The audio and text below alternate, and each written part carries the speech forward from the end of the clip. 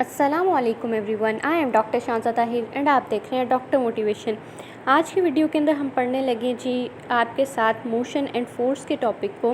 Motion and force के अंदर हम जल्दी से पढ़ेंगे अपना सबसे पहले डिस्टेंस एंड डिस्प्लेसमेंट का डिफरेंस।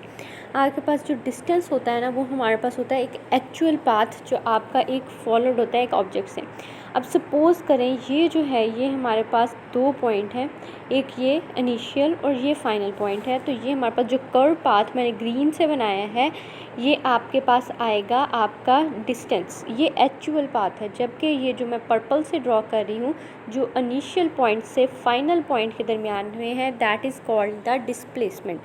अब जो डिस्प्लेसमेंट होता है उसकी एक डायरेक्शन होती है, वो हमेशा इनिशियल पॉइंट से फाइनल पॉइंट को शो कर रहा होता है।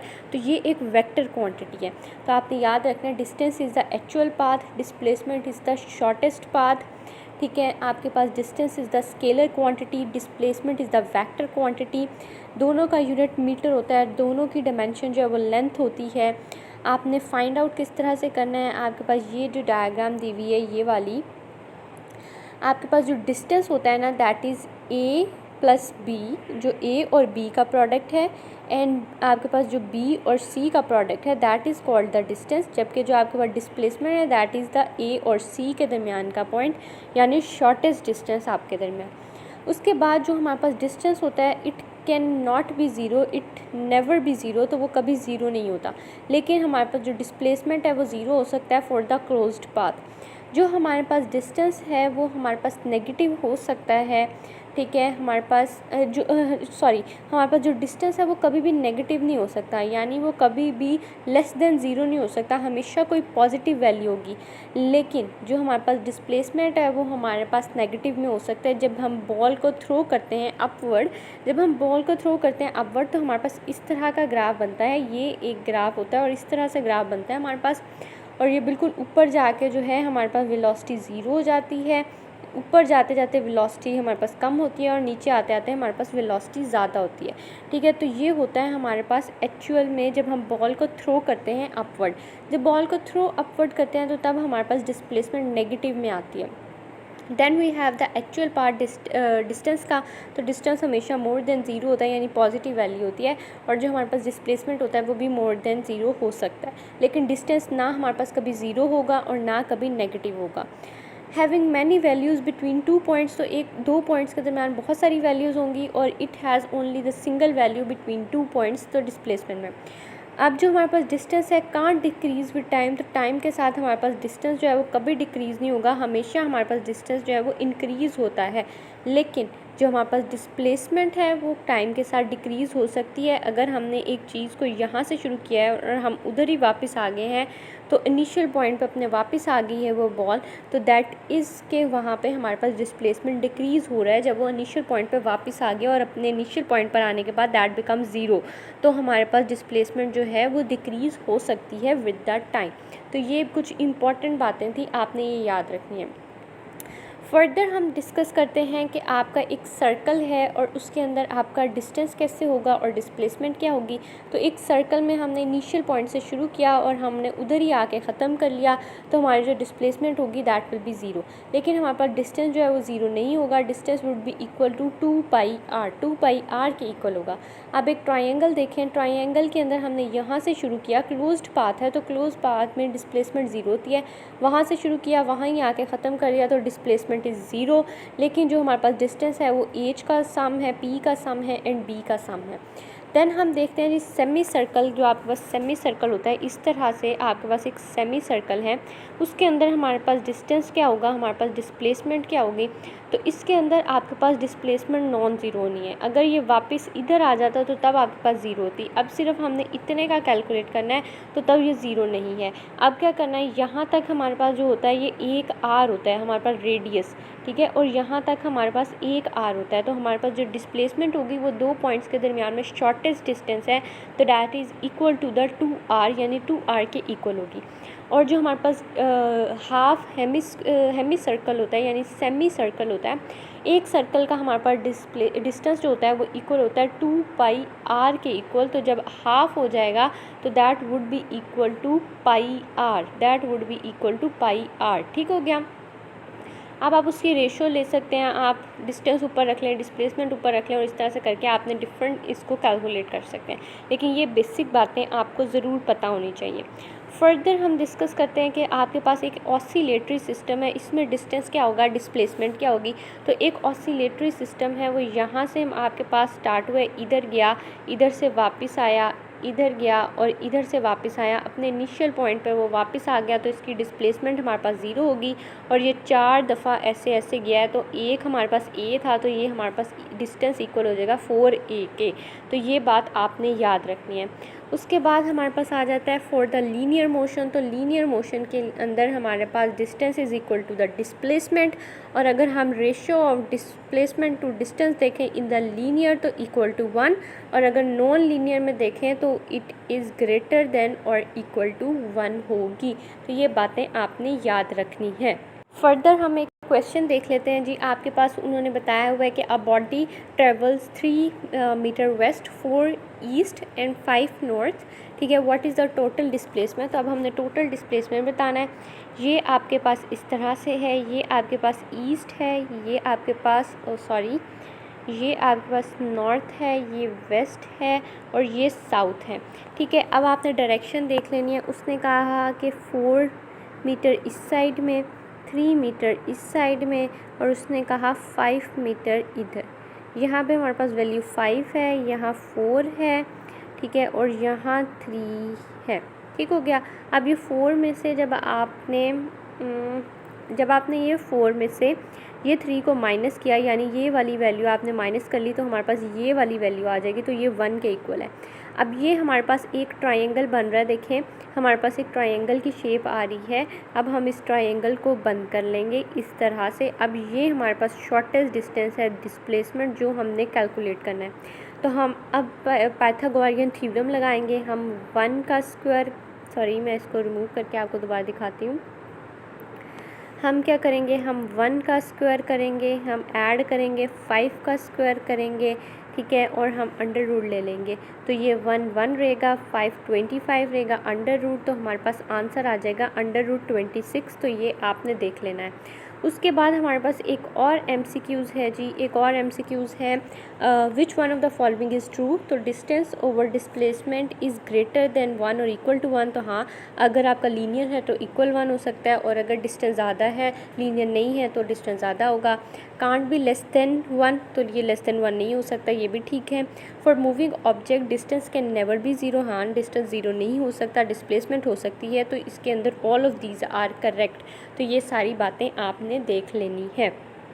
एक और MCQs देखें जी। For the simple harmonic oscillator of amplitude A, distance and the displacement covered in 1 complete period. तो ये मैं ऊपर आपको समझा चुकी थी कि जो हमारे पास डिस्टेंस होगा वो 4a और डिस्प्लेसमेंट हमारे पास 0 होगा। तो ये बात आपने याद रखनी है।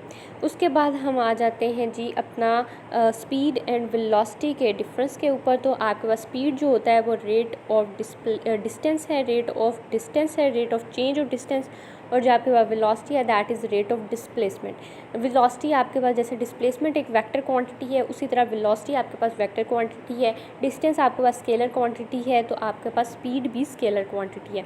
दोनों के डिमेंशंस और यूनिट्स जो है ms-1 होते हैं।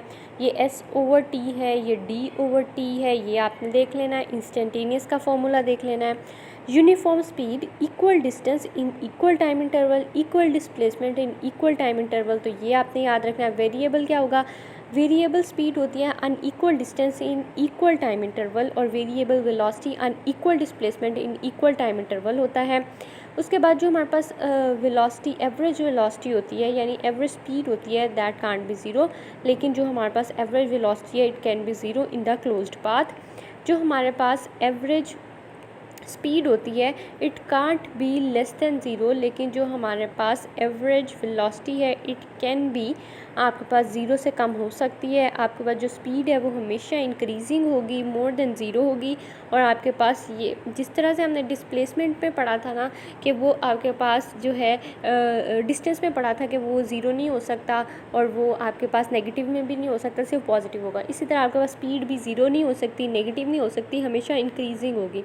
Have many values for given time, have single value. तो ये सारे आपने याद रखने हैं इनके। उसके बाद जी हमारे पास आ जाता है, ये एक आपके पास सर्कल के अंदर हमारे पास बताया हुआ है कि जो v इंस्टेंटेनियस होती है इट इज़ ऑलवेज टेंजेंशियल। तो ये जितने भी आपके पास टेंजेंट शो किए हैं these are the instantaneous velocity. तो इंस्टेंटेनियस वेलोसिटी इस पूरे सर्कल के अंदर कांस्टेंट है, ठीक है, पूरे सर्कल में कांस्टेंट है। उसके बाद जो इंस्टेंटेनियस वेलोसिटी का वेक्टर है यानी डायरेक्शन है उसका मैग्नीट्यूड कांस्टेंट है, लेकिन डायरेक्शन हर पॉइंट पे चेंज हो रही है। यहाँ पर डायरेक्शन इस तरफ है, यहाँ डायरेक्शन इस तरफ है, यहाँ इस तरफ है, यहाँ इस तरफ है। तो यानी उसका जो यूनिट वेक्टर है वो चेंज हो रहा है। उसके बाद जो हमारे पास v है वो इज़ इक्वल टू v आपका जो वेक्टर होगा, और इसके अंदर आपके पास जो वेलोसिटी है वो कांस्टेंट होगी उसका, यानी average velocity is equal to instantaneous velocity. तो ये पॉइंट्स आपने याद रखने हैं। उसके बाद हमारे पास आ जाता है जी कि अगर आपका है एवरेज स्पीड कैलकुलेट करनी है in any motion, average speed can never be zero. तो ये पॉइंट आपने याद रखना है। उसके बाद अगर इसके 4 केसेस हैं, अगर तो आपके पास distance is equal s1 is equal to s2 है लेकिन t1 is equal to t2 नहीं है, तो तब आपने ये फॉर्मूला लगाना है, ठीक है। यानी आपके पास 2 चीज़ें उन्होंने कहा, एक ने डिस्टेंस जो है वो 10 मीटर कवर किया, दूसरे ने भी 10 मीटर कवर किया, एक ने 2 मिनट में कर लिया, एक ने 1 मिनट में कर लिया, तो तब आपने ये फॉर्मूला लगाना है। जब उसने आपको कहा कि उसने डिस्टेंस जो है वो अनइक्वल कवर किया लेकिन इक्वल टाइम था, यानी 2 कार हैं, एक ने आपके पास 10 मीटर कवर किया, एक ने 20 किया और टाइम दोनों ने 5 मिनट लगाया, तो आपने तब ये फॉर्मूला लगाना है अपनी एवरेज स्पीड का। जब उसने आपको कहा कि दोनों ही अनइक्वल है, यानी टाइम भी अनइक्वल है और आपके पास जो स्पीड है वो भी अनइक्वल है, तो आपने ये फॉर्मूला लगाना है। और जब उसने आपको कहा कि डिस्टेंस भी सेम है, टाइम भी सेम है दोनों का, तो v average is equal to v instantaneous. तो ये कुछ इंपॉर्टेंट पॉइंट्स थे, ये आपने याद रखने हैं। उसके बाद हमारे पास ये एक MCQs है। इसके अंदर क्या है कि वो उसने एक बॉडी हमारे पास 2 बॉडीज़ हैं, एक ने 4 मीटर डिस्टेंस कवर किया 6 सेकंड में, एक ने 3 मीटर किया 4 सेकंड में, यानी उनका टाइम इंटरवल भी डिफरेंट है, उनका डिस्टेंस भी डिफरेंट है। तो तब आपने ये वाला फार्मूला लगाना है। अब आपने ये लगा के ये कैलकुलेट कर लिया। अगर आपने उसका यूनिट वेक्टर कैलकुलेट करना है तो आपने डिस्प्लेसमेंट ओवर टाइम लगाना है। तो डिस्प्लेसमेंट जो है वो हमारे पास यूनिट वेक्टर होता है, हमने पाइथागोरियन थ्योरम लगाना है। तो हमने 4 का स्क्वायर 3 का स्क्वायर अंडर रूट किया, हमने 25/10 किया, ठीक है, 10 वो टोटल आपका टाइम था। 25 का अंडर रूट लिया तो 5 आ गया, 5/10 1/2 आ गया और वो 0.2 के इक्वल आ गया। तो इस तरह से आपने कोई भी MCQs आपको आता है तो ये फार्मूलाज आपने याद रखने हैं, बहुत इंपॉर्टेंट है, आपने ये सॉल्व करना है। अब एक और MCQs देखें। A person moves from Lahore to Islamabad with speed 60 kilometre per hour and return back to Lahore at speed of 40 kilometre per hour, what will be its average speed and velocity. तो आपका डिस्टेंस जो है इसके अंदर वो लाहौर से इस्लामाबाद गया और इस्लामाबाद से वापस लाहौर आया, तो आपका डिस्टेंस सेम है और आपकी जो टाइम है वो डिफरेंट है। तो आपने ये पहले वाला फार्मूला लगाना है, ये लगा के आपने आराम से अपना सॉल्व कर लेना है। आपके पास डिस्टेंस आ जाएगा, जबकि जो आपके पास डिस्प्लेसमेंट वाला यानी वेलोसिटी वाला जो कंपोनेंट है वो ज़ीरो होगा, क्योंकि आपके पास डिस्प्लेसमेंट ज़ीरो है, वो अपने इनिशियल पॉइंट पर वापस आ गया है। नेक्स्ट पर देखें जी, हमारे पास आ जाता है एक्सेलरेशन। तो आपके पास rate of change of speed is called the velocity, rate of change of velocity is called the acceleration and rate of change of acceleration is called the jerk, और उसका फॉर्मूला है जी ms-3। तो ये बात आपने याद रखनी है।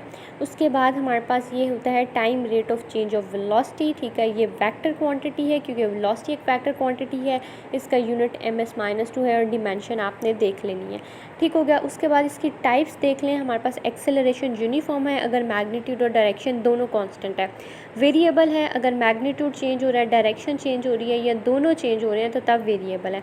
उसके बाद एवरेज, आपका एवरेज का फॉर्मूला देखना है और इंस्टेंटेनियस का आपने फॉर्मूला देख लेना है। अगर हमारे पास जो एवरेज एक्सेलरेशन है is equal to instantaneous acceleration, तो एक्सेलरेशन हमारे पास यूनिफॉर्म कंसीडर होती है। ये हमारे पास कुछ इम्पॉर्टेंट केसेस हैं आपके एक्सेलरेशन के, तो अगर आपके पास एक्सेलरेशन और वेलोसिटी की डायरेक्शन सेम है, एंगल उनके दरमियान में ज़ीरो है, तो आपकी वेलोसिटी जो है वो इंक्रीजिंग है। अगर तो उनका एंगल जो है वो डिफरेंट है, डायरेक्शन डिफरेंट है, 180 डिग्री एंगल है, तो तब हमारे पास वेलोसिटी डिक्रीजिंग है। आपके पास कांस्टेंट वेलोसिटी के अंदर आपके पास एवरेज वेलोसिटी ज़ीरो, आपके पास एक्सेलरेशन ज़ीरो, तो आपका कांस्टेंट एक्सेलरेशन होगा। अब ये जो सर्कल का केस होता है, इसके अंदर आपकी स्पीड कांस्टेंट है क्योंकि वो मैग्नीट्यूड है, लेकिन आपकी वेलोसिटी नॉट कांस्टेंट, क्योंकि हर पॉइंट पर आपकी डायरेक्शन जो है वो चेंज हो रही है, हर पॉइंट पर आपकी डायरेक्शन चेंज हो रही है। तो डायरेक्शन जो है आपके पास एक्सेलरेशन और वी के दरमियान में 90 डिग्री का एंगल है, परपेंडिकुलर है, तो आपके पास जो वेलोसिटी है दैट इज़ नॉट कांस्टेंट। उसके बाद आपके पास जो एक पेंडुलम होता है, आपके पास ये एक पेंडुलम है, ये उसकी एक्सट्रीम पोजीशन है, ये उसकी मीन पोजीशन है। तो एक्सट्रीम पोजीशन के ऊपर आपका जो एक्सेलरेशन है दैट इज़ मैक्सिमम पर वेलोसिटी ज़ीरो है, जो आपकी मीन पोजीशन है उस पर एक्सेलरेशन ज़ीरो है पर वी मैक्सिमम है। तो ये आपने याद रखना है। मैंने इसको कैसे याद किया था? मैंने इसको याद किया था मूव से। मूव से क्या होता है कि आप मीन पोजीशन पे हैं और वेलोसिटी आपके पास मैक्सिमम है, तो आपने इसको मूव से याद रखना है। That is all from my side. Next topic के अंदर हम पढ़ेंगे जी डिस्प्लेसमेंट टाइम ग्राफ। उतनी देर के लिए आप चैनल को सब्सक्राइब कर दें, अपने दोस्तों के साथ शेयर कर दें। Thank you so much.